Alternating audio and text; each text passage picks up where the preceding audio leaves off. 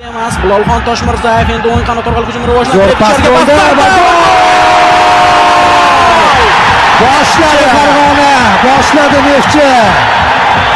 77-raqamda o'ynaydi. Gol muallifi dastlab chap qanot orqali hujum tashkil etilganida aynan Alisher Odilov faolligi evaziga ham ko'zini quvnatadigan holat. Mana bu uzatmaga qarang, o'lchab, chizib, nimadan sirkullari bilan to'g'rilab amalga oshirib berdi va eng yaxshi tomosha qilgan futbolchi bu yerda Ilhomjon Vahobov bo'ldi. 4-raqam uning oldidan to'p atgan jamoa.